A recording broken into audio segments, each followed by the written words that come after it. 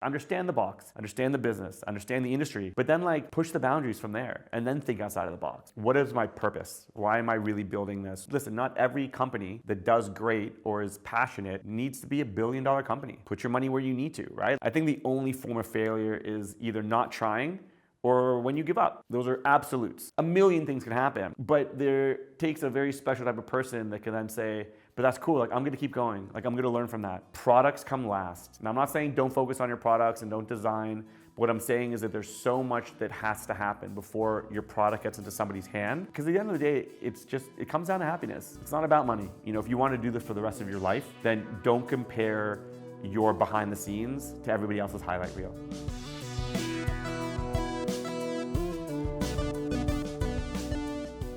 Prieteni, vă salut! Sunt Verica Cerbușcă și suntem la un nou episod de podcast Startup Fuck Up. Iar astăzi îl avem ca și invitat pe Yossi Fisher. El este Brand Consultant Strategist și vorbim astăzi în engleză. Yossi, hello and welcome. Hi, thank you so much for having me. Thank you for accepting. Absolutely. Tell me please a little bit about you. Who are you and what are you going to do in 10 years, for example? Big question. My name's Yossi Fisher, and like you mentioned, I'm a brand consultant and strategist. I work mostly within the fashion space, but these days brand is an expression of pretty much any type of business or company, so it touches on all kinds of things. I started my career 19 years ago, got out of high school, started my first business, and since then, I've just kind of like flowed with my life, looking at opportunities, getting a feeling of how markets are shifting. And when you do that for a long enough time, you start building some intuition. You start seeing trends and where things are going when you're really on like a certain path. Now, if you would have asked me 19 years ago what I would be doing now, I have no idea.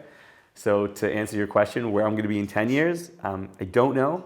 But I do hope that it's a place that has been able to nurture my growth and constantly learning and adapting. You know, I say all the time, I've seen people in fashion specifically in the industry that have been around for 5 years and haven't seen 6, and some have seen 15 years and not 16. So I've been blessed to see 22 years, but I'm trying to see 40. So let's see where I am in 10 years.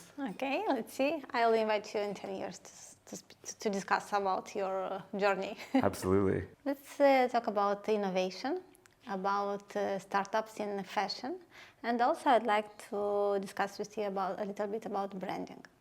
Which of them would you like to start? We can talk with innovation. Let's start with innovation. Sure. So, is it possible now to have more innovation than we have? What do you think about? Because we see innovation everywhere. Yeah, totally. I mean, I think that there's always room for innovation. I think that the industry does try to do good and does try to grow. You have big corporations that latch on to innovation to make money, and they're kind of like not really innovating, they're just pretending. But there's a lot of good things out there, especially in fashion. You know, over the last little while, we've seen innovation in textiles, switching over from animal-based leathers and fabrics, moving over to vegan, and also more sustainable fabrics, right? There's always the innovation process is a learning process because there's still a lot of plastics being used. So even though it's a more sustainable option on one hand, on the other hand, it still needs some innovation. And we're seeing advancements with grape leathers and mushroom leathers are a really big thing now. And apple leathers, I've noticed, have been really great. So there's the innovation there in terms of wanting to do better for the planet and the sustainability space. Sustainability is an interesting conversation because there's so many elements to it, right? There's like reducing your water waste, or like your manufacturing process, or kind of things like that, your carbon footprint. But I think people are trying to innovate as much as they can. I think there's good people leading the charge there. And then there's also what we've been seeing a lot is the rise of digital for a lot of things, digital products, digital fashion, digital experiences. And I think that that's a really interesting way to go. Is it the future of fashion? Is everyone going to just live in the metaverse and wear digital fashion? I don't think so, but I don't think it has to be an or conversation. I think it can be an and conversation. There will be some people that will want to do that, and there'll be some people that don't. But the innovation in there is really fascinating, even on a physical level for designers. So when you create a garment in digital scope, so there's a program out there called Clo 3D, which is just one of them. when you create a garment, you actually need to create a pattern. It's not just layering on like a silhouette and then putting in your graphics. You need to actually design your garment. It needs to flow properly. It needs to be worn. So even for a lot of designers who are not designing necessarily for the digital space, they can actually start creating their patterns and their garments digitally and reduce the waste that it takes to figure out, oh no, wait, this seam didn't work, or oh, this didn't match with this, and okay, how do we grade this? And that can be done digitally for physical real life use. I think those are definitely like the innovations coming through in terms of fashion as garments. But we're seeing a lot of innovations in a lot of aspects of how businesses are being run, and a lot of different approaches to market. And I think it's a fascinating time. Like I said, there's going to be companies that take advantage and they use hot keywords and greenwashing and pretending like there's something. But that root of it is because there are actually companies and brands that are doing good with it. And I think it's important to talk about that. And speaking about innovation, do you think that brands will innovate with styles? Is it possible to go further? Or it's already everything was innovated about the style, about the type of the clothes, right, so on. Right. Yeah, it's an interesting conversation. I mean, I don't think anybody's like creating anything that hasn't been done. There are some bio textiles that are being created, so I'm sure there's probably a lot of innovation in that space. The way that digital products are being run, also, you'll be able to do more, and as more people use it, you'll be able to adapt and innovate based on how people want to dress or what they want to wear. Because there's a lot of things that you can design digitally and wear digitally that you actually can't produce in real life. So there's going to be two conversations there. But I think that it's really a matter of evolving with the conversation that your brand is already having. I don't think it's a matter of being so out of the box and like crazy thinking. And it's like, I think if you're bettering and innovating in your own space, whether it's the conversation you're having with the market, whether it's how you run your business internally, and whether it's how you design it, I think that if you're trying to do better and learn more and do better, and it's that constant evolution of growth, I think that that's a really nice way to look at innovation, because there's a lot of components there that will mirror the designs and mirror the different things. But yeah, I mean, in terms of design, there's some really great things that people can do. And, I think that the one thing is like, I say it a lot, everybody wants to think outside of the box. And I think that it's great. But at the same token, I think that people need to, before you think outside of the box, you need to really understand the box itself. Yeah. Because otherwise it's just random ideas. And everybody has ideas. And ideas aren't the problem in the industry. It's execution and implementation. So, everyone's like, oh, I had that idea and I could have done that. And it's like, but you didn't. And they figured out how to do it. Everyone's got an idea for the future. But I think that it's important to really understand where you're coming from. And then, have dreamers around you that can really, elevate what you're doing and allow you to innovate. So based on each brand and business, I think there's interesting conversations of innovation. We're seeing a lot of it now. And let's see in 5 years where we are and how everything's happening, because I'm sure there'll be constant levels of that. But I think right now we're all on the right path of looking at things in more innovative ways. It is complicated to make some forecasts, yes, because everything is changing so fast, and all the brands are trying to adapt to these changings. Tell me, please, about big brands and about the innovation. Are they doing this innovation as small brands? Are they better? How do you think? Do they do this faster, maybe? Well, I mean, I think that a lot of the bigger brand, it's an interesting question, because I think it comes down to, when smaller brands innovate and they do really cool things, bigger brands do like to follow suit. So you have that one side of it. The other side of it, though, also is that bigger brands have more money in R&D, right? Research and development. They can throw more money at stuff. So if there's an innovation happening on a smaller scale that's really starting to make waves, bigger brands can throw millions, sometimes billions of dollars, like we've seen Facebook with their brand, right? Not just clothing, just business as a brand. So I think it kind of goes both ways. I think everything inspires the other thing. Like all these bigger brands are being inspired by the metaverse and all this digital stuff because it became a real conversation. And smaller brands started getting in there and they were like, oh, there's something here. So a lot of bigger companies and bigger brands move when there's already momentum somewhere. And I think smaller brands try to, step out and kind of like explore the boundaries. Now, that also goes on the other side as well in terms of, you know, the conversations and who's driving the narrative in the industry. And so yeah, it's a complicated question, but I think that there's conversations on both sides of that.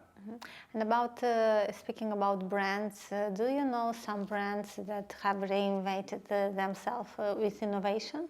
And maybe do you know some brands that died because they weren't capable to attract this to embrace the innovations?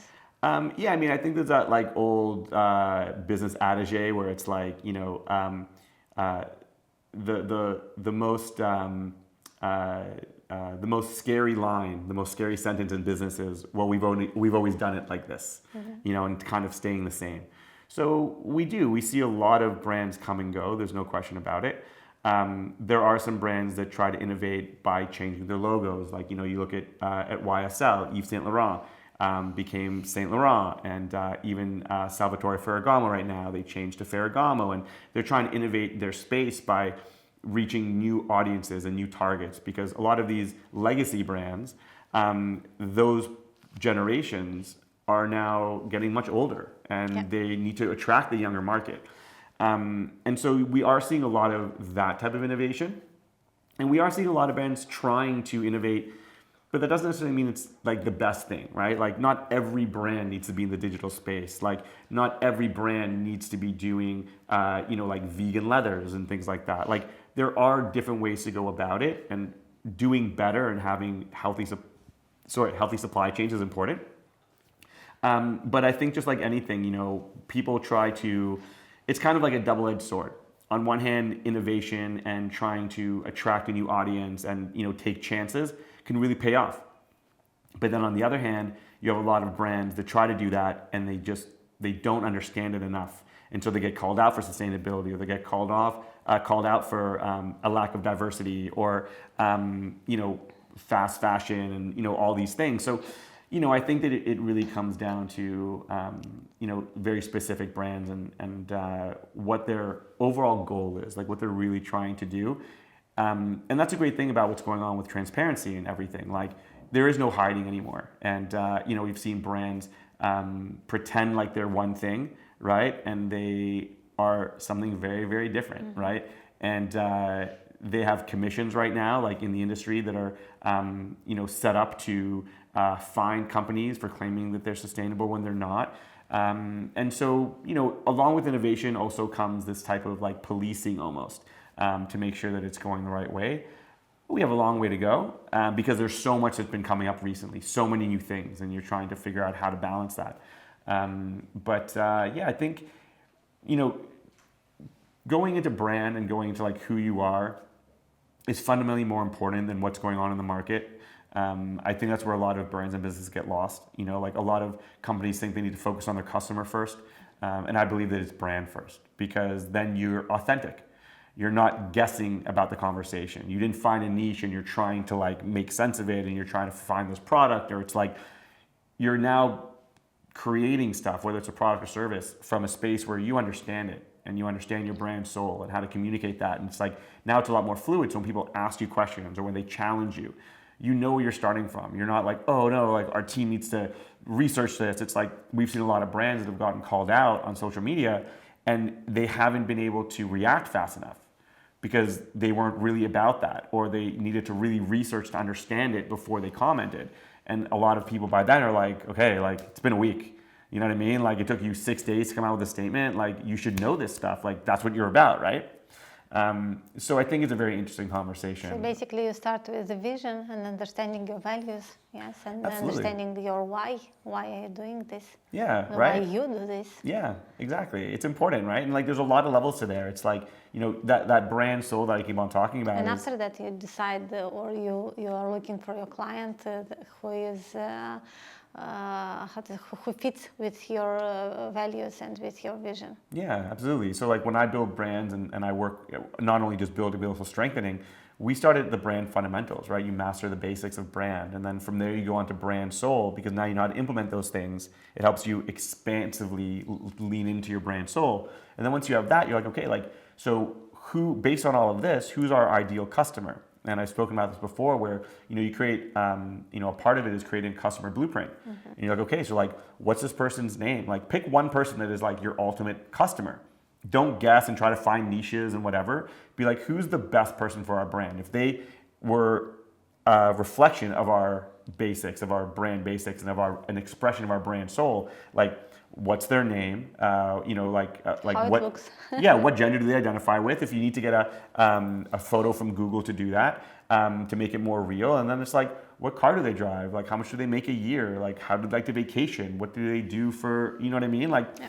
And so once you get that, the purpose is to then be like, oh, so now we know how to communicate, because that one person, then gets multiplied by 100 and by 1,000 and by 1,000,000 potentially, right? And so that's how a lot of these brands scale, and they innovate along the way because they start exploring the conversation within that customer profile. So now you know how to speak to different parts of their lifestyle and how you can connect yourself to that, because people don't want to be sold, they want to be appreciated. And if you can appreciate the conversation without selling, that in itself is a sell, because you're attracting people to your profile, into the link in your profile and the link in bio, into your website. But when you do that honestly and wholesomely, then there's obviously places to sell. You need to sell and keep the lights on and build a business. Like, profitable growth is more important than just growth, right? Yep. Two very different things. But yeah, absolutely. I think that a lot of people miss out on the longevity of things. And now you hear, founders with seed rounds, they get millions and sometimes hundreds of millions for different things. And, they all build to exits, and it's like all this wild stuff. But if you're looking at building a business to last, I mean, Nike, I think it was like 1978 or 68 when they first started. Don't quote me on the year, but it's something along that. Their first year, and you can quote me on this, was about $3,000, $3,200 their first year. They're a $190 billion company right now, 40, 50, 60 years later. And I think that everybody is so, I don't know, it's like everyone's expecting things to happen so quickly. And then that's where you get caught in a lot of lies and trying to like reduce, like not paying people fair wages because you want to make a bigger profit, because you want to make, and I think we're seeing a lot more independent brands saying, listen, I don't want to design every season. I don't want to do seasons. Like, I want to create a business that actually helps people, and I'm okay with making only this amount. Now listen, if you can scale it and grow it, that's amazing. But I think that it's like, if you say that you want to help the world or help your consumers and really you want to make money, well, it's going to show in your actions. And I'm okay with people making money, but you just have to be honest with yourself. And then from your brand soul, you can pretty much, do everything else. And obviously, I think every business should do good for whatever it is, for their employees, for the market, for their supply chains. I think there's ethics there that people are caring more about, especially this generation. It's important. And I think that we're seeing a lot more of that. Speaking about the soul of a business, how entrepreneurs can understand what is the soul and how to identify it? Sometimes it's hard to understand. You understand what you want, but it's hard to draw the soul, to understand the values. Do you have maybe some secrets how you can do this? Yeah, I mean, a lot of it comes down to just being very clean and basic and very real, and just saying, okay, like sitting down with a pad of paper or your computer or whatever, and being like, okay, like, why do I actually want to start this business, right? That's the first and foremost question. Like, why am I doing this? If it's just to sell stuff, like, okay, I mean, it's at least it's a starting point. Whether that's going to succeed or not is a different story, but at least you're like, okay, so what is my purpose? Why am I really building this? What's my inspiration for doing this? I think a big part of it as well is like, not only being like, what am I going to talk about and who am I about and what kind of content am I going to create and all this, but I think the other side of it's also really important. What am I not going to talk about? What am I not going to create? What am I not going to be about? And that way you start creating a framework of like, oh, I'm not just about everything, and this is as far as I've been able to, it's like, oh, these are all the ideas I came up with. It's like, okay, but also like, what are you not? And it'll really focus to be like, oh, okay, so I'm not that, which means I'm actually more of these things as well. And, like, what do I love about fashion? We'll use as an example. It's like, well, is it the clothing? Is it the social conversations? Is that going to inspire your design structure? Is it more about global and health? Maybe you start and you go, oh wait, I thought I'd be a product, but based on what I'm trying to do here, my soul is actually more of a service maybe. And maybe I'll go that way. And that's why it's so fundamental to start with that conversation. And then usually what I tend to tell a lot of my clients is to create two structures. Create something that's like written, and then also something that's visual. Because it's easy to be super creative and visual and not connect with the actual clean logistics like, black and white, and vice versa. So being able to build both of these up, you can then see, okay, this actually reflects this and this actually reflects that. And sometimes it's just a juggling game between the two until you get to where you are.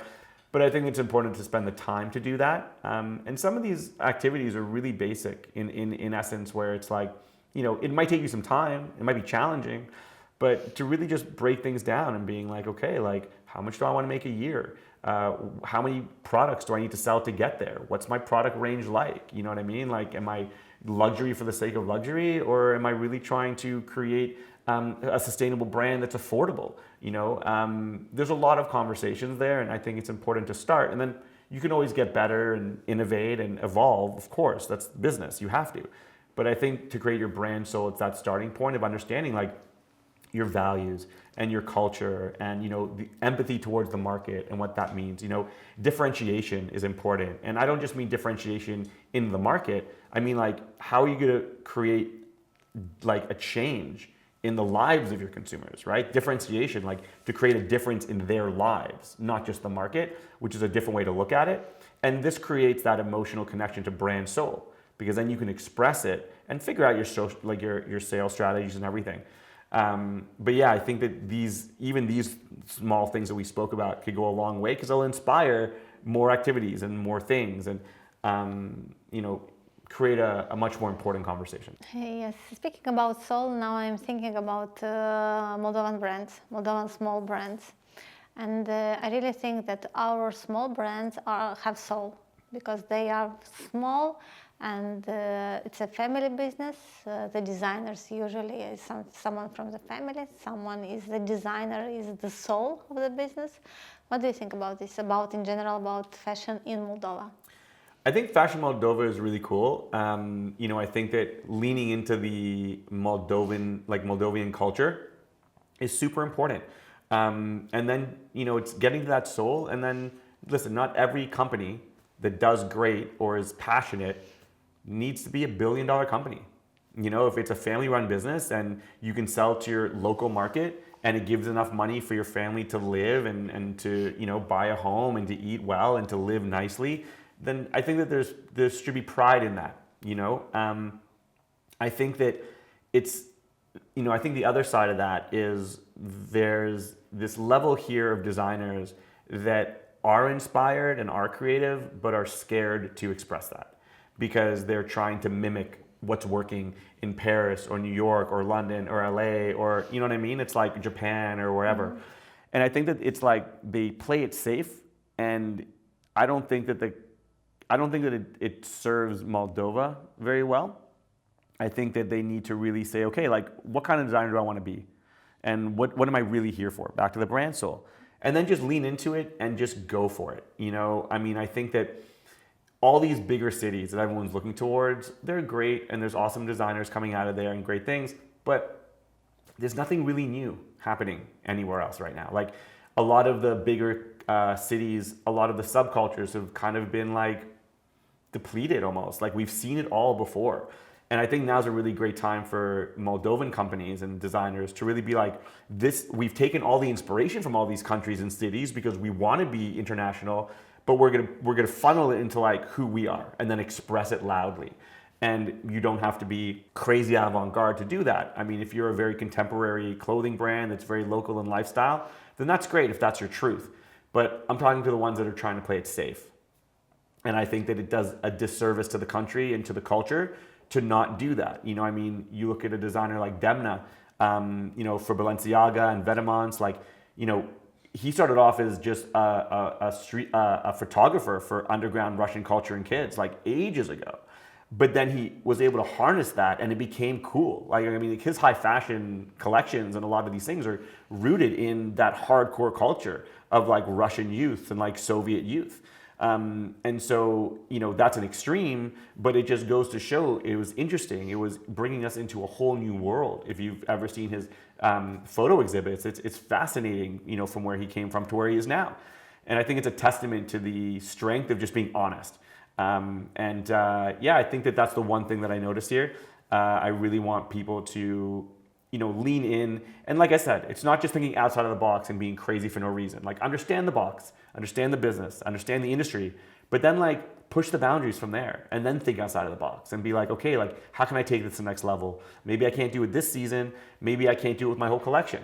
Maybe I create one collection that's still my style, but a little bit safer so I can build up my business. Maybe then be like, okay, so here's a little capsule of 4 or 5 pieces to show people my personal strength, how far I can take things. And whether you sell it or not, the market will gauge on that, right? And then you learn and you grow. So I think that it's, like I said, it's not an or conversation. I don't think it's all or nothing.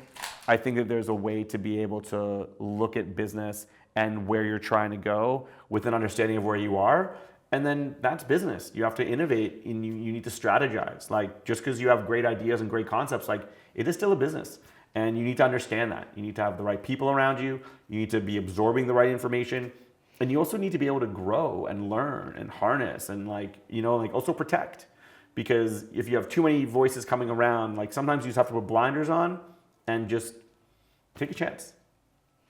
But do you think that you think that Moldovan brands, small brands, create now products that can be exported and not in a very small market, but can attract a lot of people and a lot of customers? Of course, there's brands in Chisinau right now that are doing that. They manufacture here and they sell all over the world. They don't sell here because their stuff's too expensive for this market, but they sell abroad. Right? And it just happens to be because everything's handmade and, prices get up. So they sell into other markets that can afford their stuff or resonates with that style. How can they understand what is their market? Because there are a lot of markets.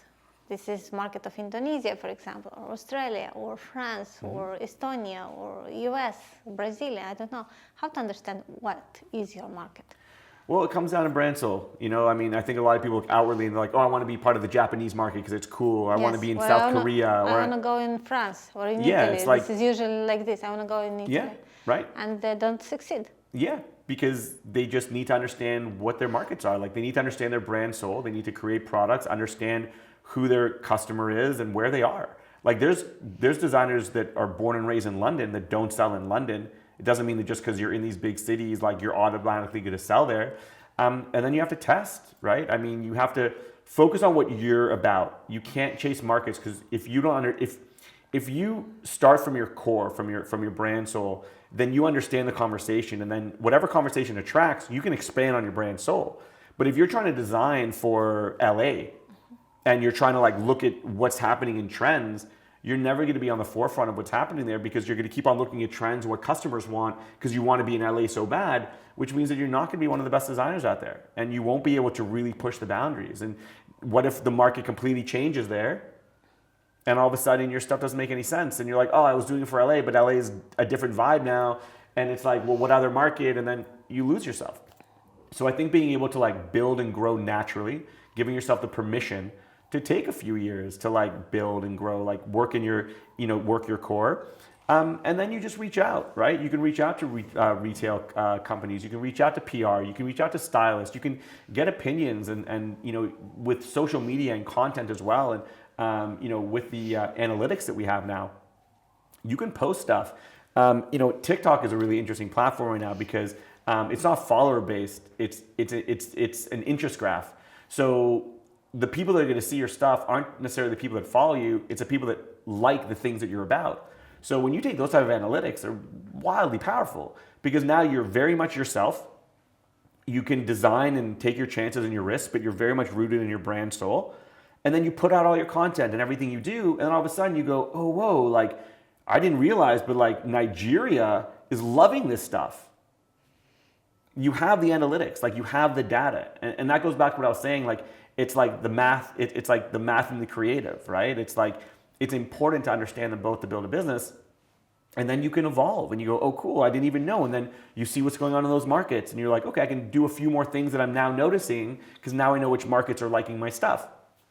Stick to your core, because then what happens is like you open it up. It's like, oh, wow, like Cape Town, or like, wow, like Melbourne. And like all of a sudden there's all these smaller like subcultures that are similar to here that you're like, oh, I didn't realize that all these subcultures are also in other places. And that's really how you build and grow. I mean, even Rick Owens, right? Like all these brands, all these big people, like, you know, came up and took them a long time. And now they're household names, but like it took them decades to get to where they're at. And I think they did it from a very wholesome, like, this is me type of mentality.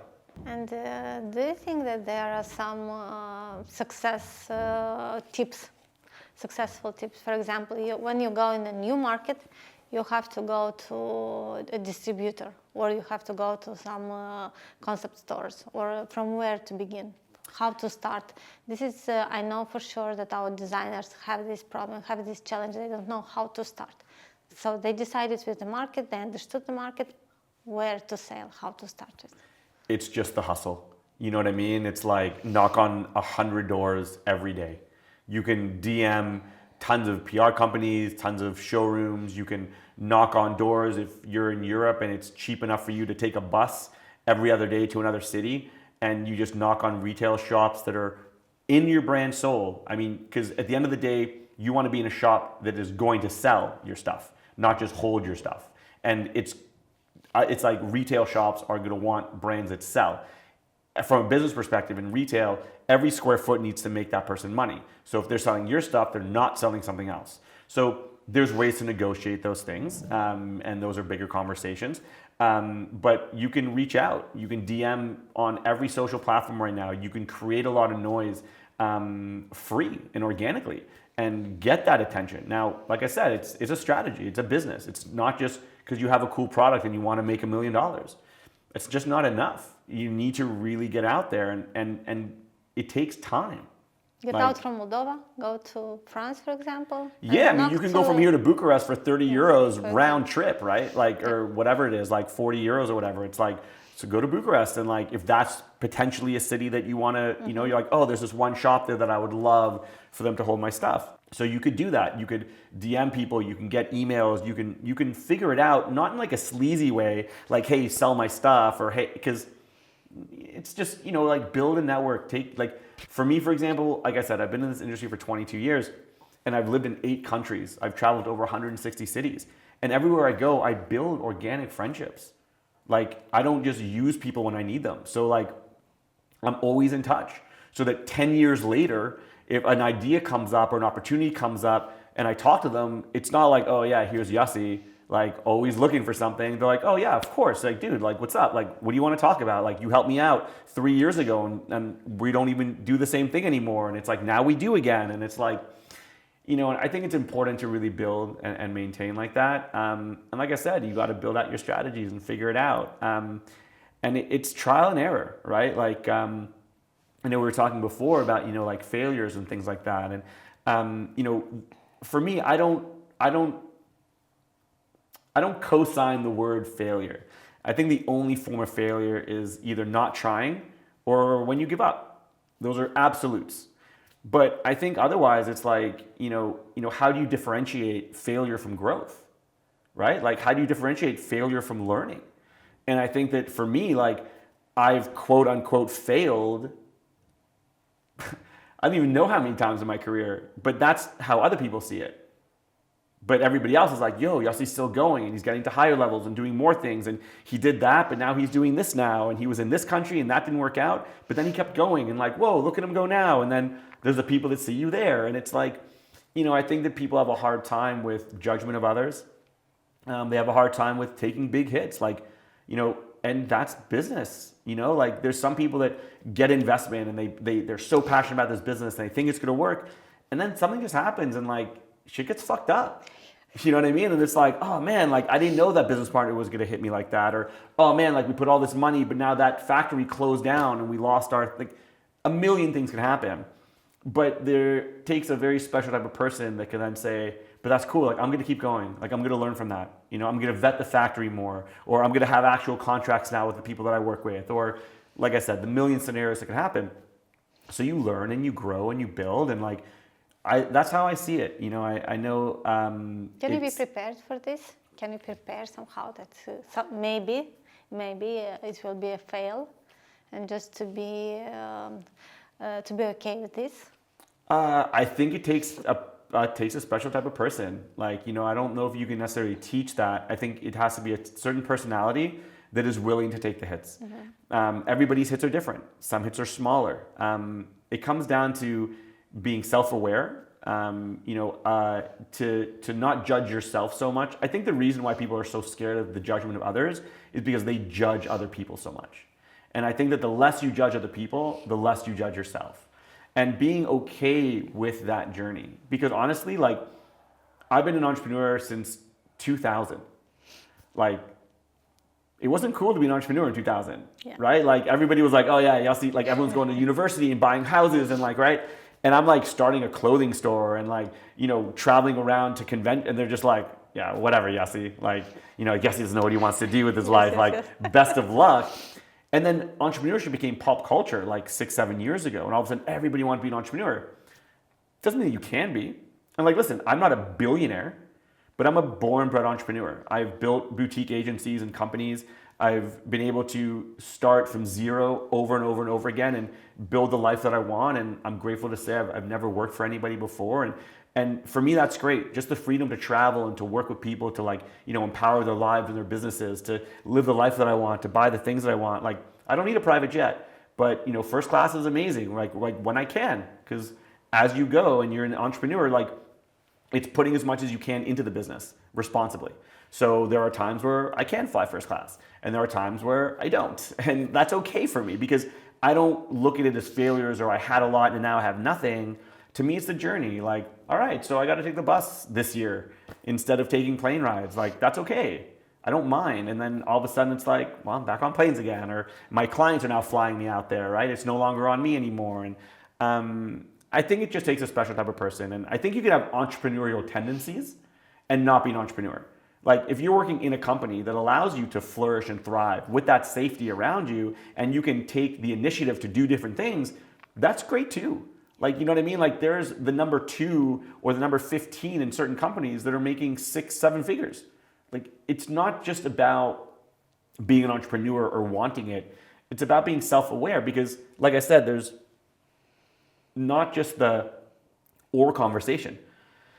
You can work full-time for another company while also doing your thing on the side, where you're not like, oh my God, if this doesn't succeed, then I'm a failure. It's like, go work a full-time job or a part-time job that you love doing, that is within your niche maybe, where you can learn and you can grow on the other side. And then when you get to a level where you can leave there, then leave. Like, everybody's different.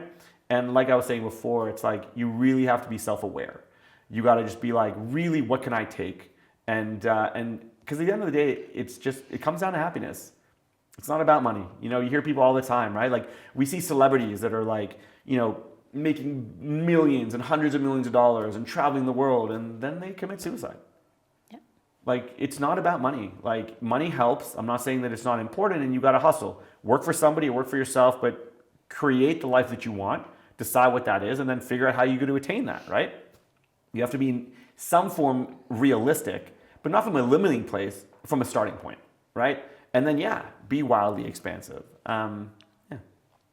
What do you think usually designers, fashion designers, if we started the discussions about this, usually are they entrepreneurs or not? Or they need an entrepreneur with them to work together? So this is a very great question. I actually had a conversation with a designer about this yesterday. It's not enough to be a designer anymore. You need to be an entrepreneur. Now, you don't need to know how to do everything amazingly, but you need to understand the conversations. You need to understand the dynamics of running a business and how to scale it, what your strengths are, who you need around you. And even if it's just you and it's just a solopreneur or an individual designer, like, you need to understand social media, because it's the best way to do your marketing communications for free. Put your money where you need to, right? Like, essentially it comes down to three forms of resources, right? Time, money, and people. So you need to leverage whichever ones you have. So if you don't have money, but you have time, then put the time into social media and put your time into the things that you need to, and like learn courses, learn finance, learn accounting, learn whatever you need, right? Like you need to figure that out. And I think it's really important, because what ends up happening with a lot of designers, fashion specifically, is like, you know, they are so romantic about their design and how great it is and how talented they are. And then when things don't go well, they're like, you know, they just lean into what they do best, which is design more clothing. They're like, oh, I'm just going to show more clothing, and oh, I ran out of content, I need more clothing to show. But then they just deplete their resources, right? They start spending money in the wrong places, and they start losing money and over, and they're like, why isn't anything selling? And I think that understanding that you need to be an entrepreneur these days especially is super important. I think for designers, it's important to realize that your clothing is the last thing people care about. When they actually buy it, of course, it's important that it feels nice and the quality is good and your supply chains are healthy and you can, you know, deliver stuff. But at the end of the day, people are buying into your stuff because of who you are, what you do, your communications, your marketing, your approach to live events, or like whatever it is, right? I mean, that's why people buy Nike. Like, anybody who's listening right now didn't buy Nike because they got targeted an ad. It's because they've been building brand for 40 years. It's Nikes. Everybody wants Nikes. And I think that's how people need to approach it. Let's discuss a little bit about social media. Because I heard you said that you cannot use the same content on the same platforms. And let's make like a test for a brand. If I have LinkedIn, if I have TikTok, Instagram, Facebook, and what else? And Twitter, for example, I don't know. Okay, sure. So we have 5 platforms. Can you tell us what kind of content for one brand you can use for different platforms? Right, so I think that it first and foremost comes down to the type of brand you are and what you're doing. The reason why I say not to share the same content on every platform is because when you're on a specific platform, your mindset is looking for that type of content. So if I'm on LinkedIn and you're showing me Instagram content, I'm probably going to keep on scrolling because I'll see that content on Instagram.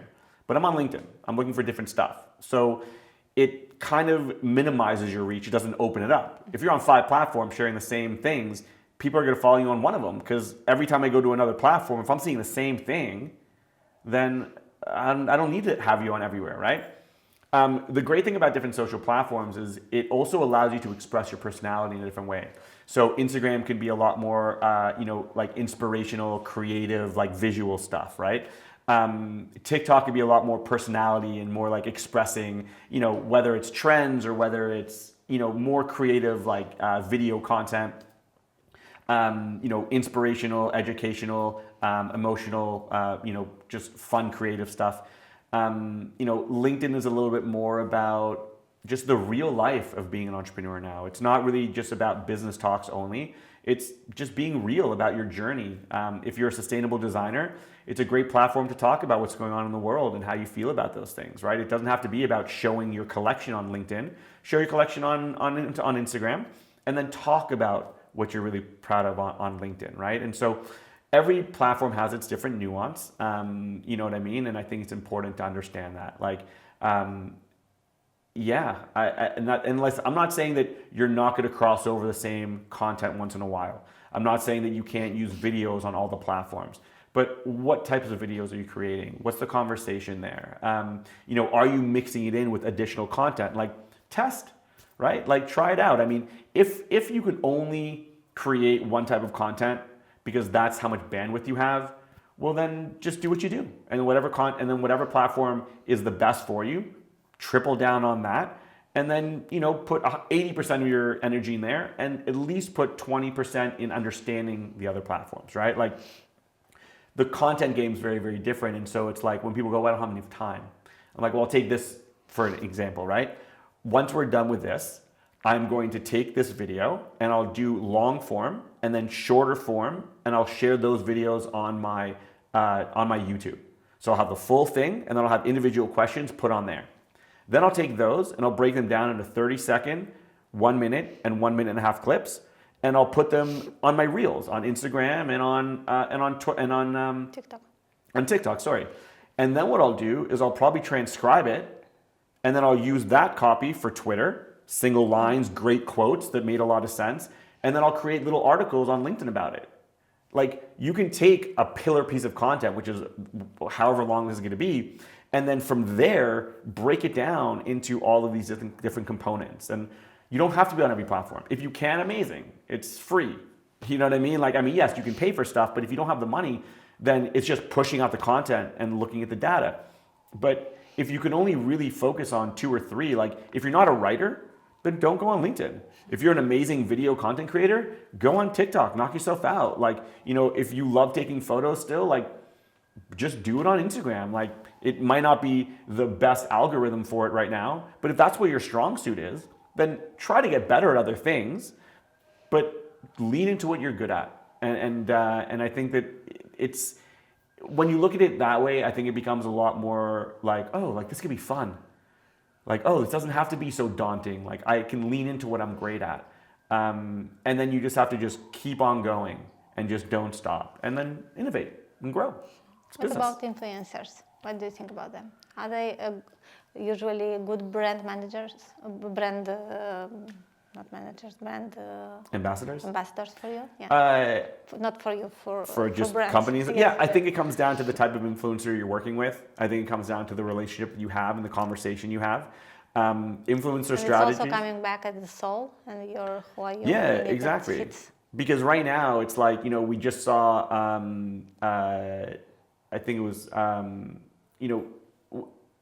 okay, we'll go a bit more broad. So we see a lot of influencers being used for different companies right now that don't live the values of that company. And constructions, fashion, food. yeah, right. It's like everything. Yeah, exactly. It's like it's like taking an influencer who is like promoting a sustainable, like they're the face of a sustainable clothing line, but then they fly around in private jets all day. Like, no, you can't use them as a sustainable ambassador, and people are calling that out. For everybody that's listening probably knows what I'm talking about. I don't like mentioning out names, but it's like they got called out because they don't live a sustainable lifestyle. So this facade of like celebrity and like being beautiful and all this stuff like doesn't go very far when you're an influencer anymore. It helps if you're living in your values and in your truth and you have whatever's going for you, whether it's personality, whether it's looks, whether it's creativity or fashion or whatever it is, like be you. Like,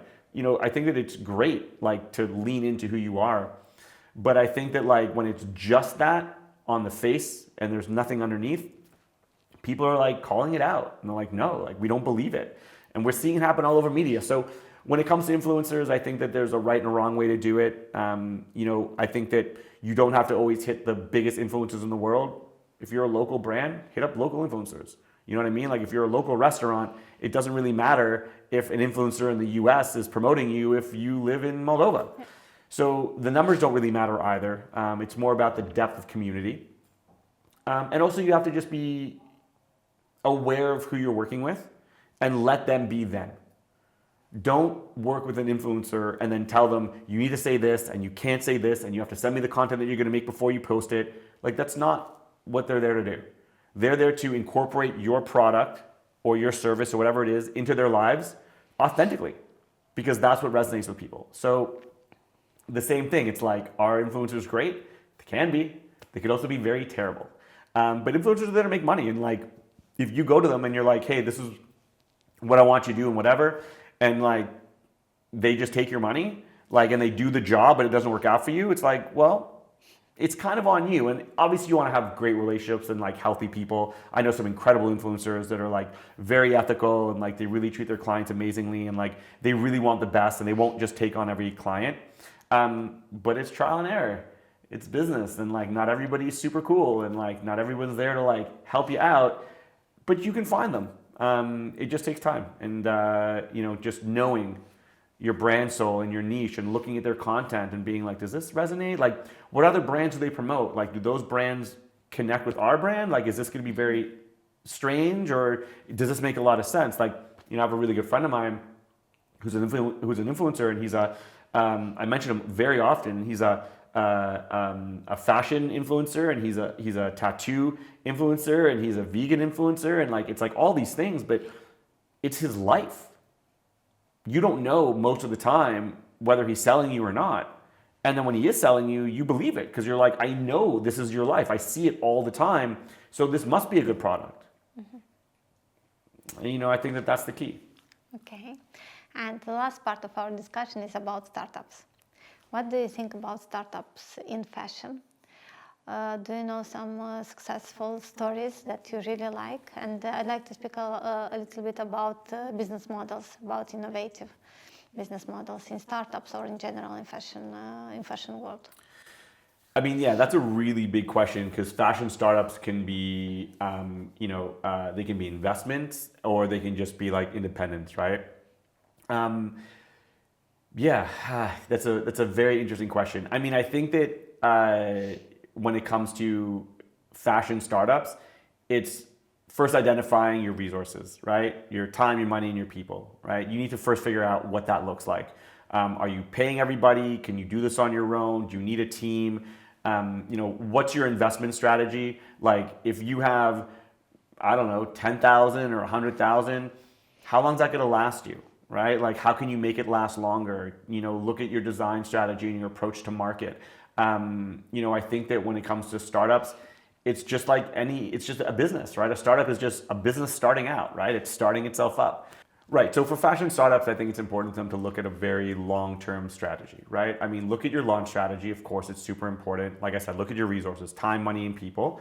Understand how to strategize that. But then look at your runway, 12 months, 18 months. What does that look like? How much money do you need to achieve? And like I said, for fashion startups especially, products come last. Now, I'm not saying don't focus on your products and don't design. What I'm saying is that there's so much that has to happen before your product gets into somebody's hand. You need to be able to attract them. You need to make them understand you. And like we were talking about with social media, like use these channels. Like while you're building your brand up in terms of like your designs and your structures, like you can already start building up conversations on LinkedIn, inspirations on TikTok, your process leading up to it. If you're a sustainable company, maybe start treating yourself as a media company as opposed to a brand at first. Build a community that is into sustainability. Talk about sustainability, what's going on. Talk about other sustainable brands. Talk about what's going on in the market, innovations in textiles. You can do that on any platform for a lot of different reasons. And that's just one example, right? If you're more of an underground brand, then get into that culture. Like figure out how you're going to inspire them to do that, whether it's the influencers you're with, whether it's your actual life and how you live and the places you go to and the food you eat and the way you dress, like whatever it is, you don't have to wait and then like launch everything the same day.